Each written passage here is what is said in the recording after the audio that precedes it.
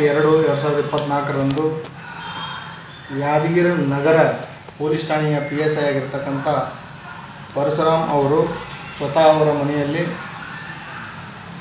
ಅನುಮಾನಾಸ್ಪದವಾಗಿ ಸಾವನ್ನಪ್ಪಿದ್ದಾರೆ. ಇದಾದ ನಂತರ ಅವರು ಧರ್ಮಪತ್ನಿಯಾದಂಥ ಶ್ವೇತಾ ಅವರಿಗೆ ಮಾಹಿತಿ ಗೊತ್ತಾದ ಕೂಡಲೇ ಅವರು 8 ತಿಂಗಳ ಗರ್ಭಿಣಿಯಾಗಿದ್ದು, ನಿನ್ನೆ ಈ ಸುದ್ದಿ ಗೊತ್ತಾದ ಕೂಡಲೇ ಅವರು ತವರುಮನೆ ರಾಯಚೂರಿಂದ ಅವರು ಯಾದಗಿರಿ ನಗರಕ್ಕೆ ಆಗಮಿಸಿ ಅವರ ಒಂದು ಪತಿಯನ್ನು ನೋಡಿ ಆಸ್ಪತ್ರೆಯಲ್ಲಿ ಅವರು ಮಾಡಿರ್ತಕ್ಕಂಥ ಆರೋಪ ಏನಪ್ಪ ಅಂತಂದರೆ, ನಮ್ಮ ಮನೆಯವರು 7 ತಿಂಗಳ ಹಿಂದುಗಡೆ ನಗರ ಪೊಲೀಸ್ ಠಾಣೆಯ PSIಗೆ ಬಂದಿದ್ದರು. ಆದರೆ ಇಲ್ಲಿನ ಶಾಸಕರಾದಂಥ ಯಾದಗಿರಿ ಶಾಸಕರಾದಂಥ ಚಂದ್ರೆಡ್ಡಿ ತುನ್ನೂರವರು ಹಾಗೂ ಅವರ ಸುಪುತ್ರರಾದಂಥ ಸನ್ನಿ ರೆಡ್ಡಿ ಪಾಪಣ್ಣ ರೆಡ್ಡಿ ಅವರು ಇವರಿಬ್ಬರು ಕೂಡಿ ನಮ್ಮ ಮನೆಯವರನ್ನು ದುಡ್ಡಿನ ಅಂದರೆ ನೀನು ಇಲ್ಲಿರಬೇಕಾದ್ರೆ ಕಂಟಿನ್ಯೂ ಆಗಿ ಇದೇ ಪೊಲೀಸ್ ಸ್ಟೇಷನ್ನಲ್ಲಿರಬೇಕಾದ್ರೆ 30 ಲಕ್ಷ ರೂಪಾಯಿ ನೀನು ಕೊಡಬೇಕು. ಒಂದು ವೇಳೆ ನೀನು 30 ಲಕ್ಷ ರೂಪಾಯಿ ಏನಾದರೂ ಕೊಡಲಿಲ್ಲಪ್ಪ ಅಂತಂದರೆ ಇಲ್ಲಿಂದ ನಿನಗೆ ವರ್ಗಾವಣೆ ಮಾಡ್ತೀವಿ ಅಂತಕ್ಕಂಥ ಬೆದರಿಕೆ ಸುಮಾರು ಸಾರಿ ಅವ್ರ ಮೇಲೆ ಹಾಕಿದ್ರಂತೆ. ಈ ವಿಷಯ ತಮ್ಮ ಧರ್ಮಪತ್ನಿ ಆದಂಥ ಶ್ವೇತಾ ಅವರಿಗೆ ಈಗ ಪರಶುರಾಮ್ PSI ಅವರು ಹಲವಾರು ಬಾರಿ ಹೇಳಿದ್ದಾರೆ. ನಿನ್ನೆ ಅವರ ಧರ್ಮಪತ್ನಿ ಆದಂಥ ಶ್ವೇತಾ ಅವರು ಕೂಡ TV ಮಾಧ್ಯಮದ ಮೂಲಕ ಮತ್ತು ರೈಟಿಂಗಲ್ಲೇ ಅವರು ಒಂದು SP ಮೇಡಮ್ ಇದು ಸಂಬಂಧಪಟ್ಟ ಪೊಲೀಸ್ ಠಾಣೆಗೆ ದೂರನ್ನು ಸಲ್ಲಿಸಿದ್ದಾರೆ. ಏನಪ್ಪ ಅಂತಂದರೆ, ಶಾಸಕರಾದಂಥ ಚಂದ್ರೆಡ್ಡಿ ಅವರು ಮತ್ತು ಅವರು ಸುಪುತ್ರರಾದಂಥ ಸನ್ನಿ ಗೌಡ ಅವರು ಇವರು ನನ್ನ ಮನೆಯವರ ಮೇಲೆ ನನ್ನ ಗಂಡನ ಮೇಲೆ ಭಾಳ ಮಾನಸಿಕ ಹಿಂಸೆ ನೀಡಿ ದುಡ್ಡಿನ ಸಲಕ ಬೆದರಿಕೆ ಹಾಕಿ ಅವರನ್ನು ಏನು ಮಾಡಿದಾರಪ್ಪ ಅಂದ್ರೆ ದುಡ್ಡು ಕೊಡಲ್ಲೇ ಇರೋಂಥ ಸಂದರ್ಭದಲ್ಲಿ ಅವರನ್ನು ನಿನ್ನೆ ಏನು ಮಾಡಿದಾರಪ್ಪ ಅಂದ್ರೆ ವರ್ಗಾವಣೆ ಮಾಡಿಸಿದ್ದಾರೆ ಅಂತಕ್ಕಂಥ ಆರೋಪವನ್ನು ಮಾಡಿದ್ದಾರೆ. ಇದರಿಂದ ಮೇಲ್ನೋಟಕ್ಕೆ ಕಂಡು ಬರ್ತದೇನಪ್ಪ ಅಂತಂದರೆ, ಈಗಾಗಲೇ ಈಗ ನಮಗೆ ಬಂದ ಮಾಹಿತಿ ಏನಪ್ಪ ಅಂದರೆ ಬೆಳಗ್ಗೆ FIR ಕೂಡ ಆಗಿದೆ. ಈಗ ಅದಕ್ಕೆ ಬಹುಜನ ಸಮಾಜ ಪಾರ್ಟಿ ಈ ಘಟನೆಯನ್ನು ಉಗ್ರವಾಗಿ ಖಂಡಿಸ್ತದೆ. ಅದರ ಜೊತೆಗೆ ಕೂಡಲೇ ಇದು ಯಾದಗಿರಿ ಶಾಸಕರಾದಂಥ ಚಂದ್ರೆಡ್ಡಿ ಅವರನ್ನು ಮತ್ತು ಅವರ ಸುಪುತ್ರರಾದಂಥ ಪಾಪಣ್ಣ ಗೌಡರನ್ನು ಇಮಿಡಿಯೇಟಾಗಿ ಜಿಲ್ಲಾ ಪೊಲೀಸ್ ವರಿಷ್ಠಾಧಿಕಾರಿಯಾದಂಥ SP ಮೇಡಮ್ ಅವರು ಕೂಡಲೇ ಅವ್ರನ್ನ ಬಂಧಿಸಬೇಕು ಅಂತಕ್ಕಂಥ ಮಾತನ್ನು ನಾವು ಬಹುಜನ ಸಮಾಜ ಪಾರ್ಟಿಯಿಂದ ಮಾನ್ಯ ಮುಖ್ಯಮಂತ್ರಿಗಳಿಗೆ ನಾವು ಕೇಳ್ಕೊತೀವಿ. ನೀವೇನಾದರೂ ಅವರ ಮೇಲೆ ಆ್ಯಕ್ಷನ್ ತೋಲಿಲ್ಲ, ಅವರು ಶಾಸಕರಿದ್ದಾರೆ ಅಂತಕ್ಕಂಥದ್ದು ಇಟ್ಟುಕೊಂಡು ಅವರನ್ನು ಬಂಧಿಸಲಿಲ್ಲಪ್ಪ ಅಂತಂದ್ರೆ ಬಹುಜನ ಸಮಾಜ ಪಾರ್ಟಿ ಇಡೀ ಕರ್ನಾಟಕ ರಾಜ್ಯದಲ್ಲಿ ಉಗ್ರವಾಗಿ ನಾವು ಹೋರಾಟ ಮಾಡ್ತೀವಿ.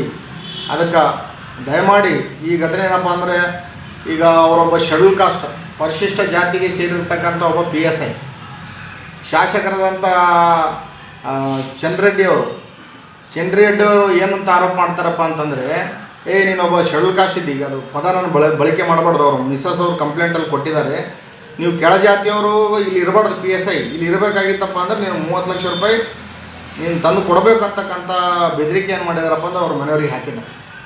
ಅದಕ್ಕೆ ಈಗ ಹಲವಾರು ಬಾರಿ, ಒಂದು ಸರಿ ಇಲ್ಲ ಹಲವಾರು ಬಾರಿ, ನಿನ್ನೆ 2ನೇ ತಾರೀಕು ಅವರು ನಗರ ಪೊಲೀಸ್ ಠಾಣೆಯಿಂದ ಬಿಡುಗಡೆ ಆಗಿದ್ದಾರೆ. ರಿಲೀವ್ ಹಾಕಿ ಬರುವಾಗ ಅವರಿಗೆಲ್ಲ ಸನ್ಮಾನ. ಒಂದು ವೇಳೆ ಆ ಅಧಿಕಾರಿ ಏನಾದರೂ ತಪ್ಪಿಸ್ತಾ ಆತ ಕರೆಕ್ಟ್ ಇದ್ದೇನಪ್ಪ ಅಂದ್ರೆ ಇಡೀ ಸ್ಟಾಫ್ ಎಲ್ಲರೂ ಕೂಡ ಯಾಕೆ ಹೂವಿನ ಹಾಕಿ ಅವರಿಗೆ ಬೀಳ್ಕೊಡೆ ಮಾಡ್ತಿದ್ರು ಅಂತಕ್ಕಂಥದ್ದು ನಾವು ನೋಡ್ಬೋದು. ನೀವು ವಿಡಿಯೋಗಳೆಲ್ಲ ನೋಡಿರಿ, ವಿಡಿಯೋದಲ್ಲೆಲ್ಲ ಕೂಡ ಅವರು ಬಿಡುಗಡೆ ಆಗ್ತಕ್ಕಂಥ ಒಂದು ಕಾರ್ಯಕ್ರಮಕ್ಕೆ ಎಲ್ಲ ಪೊಲೀಸ್ ಸ್ಟೇಷನ್ ಸಿಬ್ಬಂದಿಗಳು ಏನು ಮಾಡಿದಾರಪ್ಪ ಅಂದ್ರೆ ಅವ್ರ ಮೇಲೆ ಹೂಮಾಲೆ ಚೆಲ್ಲೋದ್ರ ಮೂಲಕ ಅವರನ್ನು ಗೌರವ ಕೊಟ್ಟಿದ್ದಾರೆ. ಇದರಿಂದ ಏನು ಗೊತ್ತಾಗ್ತದಪ್ಪ ಅಂದ್ರೆ ಪರಶುರಾಮ್ ಅವರು ನಾನ್ ಕರಪ್ಟು ಪ್ರಾಮಾಣಿಕ ಅಧಿಕಾರಿ, ಅಂಥ ಅಧಿಕಾರಿಗೆ ಇವರು ಮಾನಸಿಕ ಕಿರುಕುಳ ನೀಡಿ ಏನು ಅವರು ಸಾವಿಗೆ ಕಾರಣರಾಗಿದ್ದಾರೆ. ಅವರು ಧರ್ಮಪತ್ನಿಯಾದಂಥ ಶ್ವೇತಾವನ್ನು ಆರೋಪ ಮಾಡಿದ್ದಾರೆ. ಅದರ ಆಧಾರದ ಮೇಲೆ ಈಗಾಗಲೇ FIR ದಾಖಲಾಗಿದೆ. ಸರ್ಕಾರಕ್ಕೆ ಮಾನ್ಯ ಪರಮೇಶ್ವರ್ ಆದಂಥ ಗೃಹ ಸಚಿವರಾದಂಥ ಪರಮೇಶ್ವರ್ ಅವರಿಗೆ ಮತ್ತು ಮುಖ್ಯಮಂತ್ರಿಯವರಿಗೆ ಬಹುಜನ ಸಮಾಜ ಪಾರ್ಟಿಯಿಂದ ಏನು ನಾವು ಬೇಡ್ಕೋತೀವಪ್ಪ ಅಂತಂದರೆ ಇಮಿಡಿಯೇಟಾಗಿ ಶಾಸಕರಿಗೆ ಮತ್ತು ಅವರ ಸುಪುತ್ರರಿಗೆ ಅರೆಸ್ಟ್ ಮಾಡಬೇಕು. ಇದು ಶಾಣಗೌಡ ಕಂದಕೂರ್ ಅವರು ಕೂಡ ಒಂದು ವಾರದ ಹಿಂದ್ಗಡೆ ಇಲ್ಲಿ ಪ್ರಾಮಾಣಿಕವಾಗಿ ಕೆಲಸ ಮಾಡ್ತಾ ಇರ್ತಕ್ಕಂಥ ಒಬ್ಬ CPI ಅವರನ್ನು, ಸಂಜು ಕುಮಾರ್ ಅವರನ್ನು ಏನು ಮಾಡಿದ್ರಪ್ಪ ಅಂತಂದ್ರೆ ಅಸೆಂಬ್ಲಿ ಒಳಗಡೆ ಮಾತಾಡಿ ಅವರು ನನ್ನ ಮಾತು ಕೇಳಲ್ಲ ಅಂತಕ್ಕಂಥದ್ದನ್ನು ಹೇಳಿ ಅವ್ರು ಏನು ಮಾಡಿದಾರಪ್ಪ ಅಂದ್ರೆ ಅವರಿಗೂ ಕೂಡ ವರ್ಗಾವಣೆ ಮಾಡಿಸ್ತಕ್ಕಂಥ ಕೆಲಸ ಮಾಡಿದ್ದಾರೆ.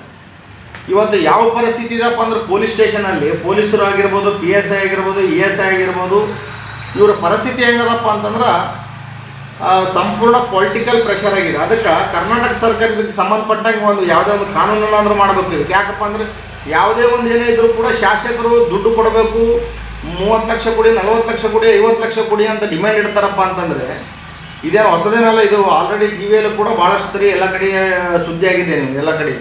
ಸೊ ಅದ್ರ ಸಲುವಾಗಿ ಮುಖ್ಯಮಂತ್ರಿಗಳು ವಿಶೇಷವಾದಂಥ ಕಾನೂನು ಮಾಡಬೇಕು ಮತ್ತು ಕರ್ನಾಟಕ ರಾಜ್ಯದ ಪೊಲೀಸರ ಮೇಲೆ ಯಾವುದೇ ಕಾರಣಕ್ಕೂ ರಾಜಕೀಯ ಒತ್ತಡ ಬೀಳಲ್ಲಂಗೆ ನೋಡ್ತಕ್ಕಂಥ ಒಂದು ವಾತಾವರಣ ಸೃಷ್ಟಿ ಆಗ್ಬೇಕಂತಕ್ಕಂಥದ್ದು ಬಹುಜನ ಸಮಾಜ ಪಾರ್ಟಿ ಬೇಡಿಕೆ ಇದೆ. ಏನಿಲ್ಲ ಸಂಜೀವ್ ಕುಮಾರ್ ಅವರಿಂದ ಏನು ವರ್ಗಾವಣೆ ಆಯಿತು ಅದು ಕೂಡ ನಾವು ಖಂಡಿಸ್ತೀವಿ. ಅವರು ಪ್ರಾಮಾಣಿಕವಾಗಿ ಕೆಲಸ ಮಾಡ್ತಿದ್ದರು. ಪಾಪ ಅವರಿಗೂ ಕೂಡ ಅಸೆಂಬ್ಲಿ ಒಳಗಡೆ ಮಾತಾಡಿ 80 ಟ್ಯಾಕ್ಟರ್ ಉಸುಕು ಇಲ್ಲಿ ನಮ್ಮ ಗುರುಮಿಟ್ಕಲ್ಲಿಂದ ಹೊಡಿತಾರೆ ಅಂತಕ್ಕಂಥ ಆರೋಪ ಮಾಡಿದ್ದಾರೆ. ಅರೆ ನಿಮ್ಮ ತಂದೆಯವರಿದ್ದಾಗೂ ಕೂಡ ಇಲ್ಲಿ ಹೊಡಿತಿದ್ರು, ಅದಕ್ಕಿಂತ ಹಿಂದಿರ್ತಕ್ಕಂಥ ಶಾಸಕರಿದ್ದಾಗ ಕೂಡ ಇಲ್ಲಿ ಇಲ್ಲಿಗಲ್ ಆಗಿ ಉಸುಕು ಹೊಡಿತಿದ್ರು. ಇದು ಯಾರಿಗೇನು ಗೊತ್ತಿಲ್ಲ ಅಂತಿಲ್ಲ.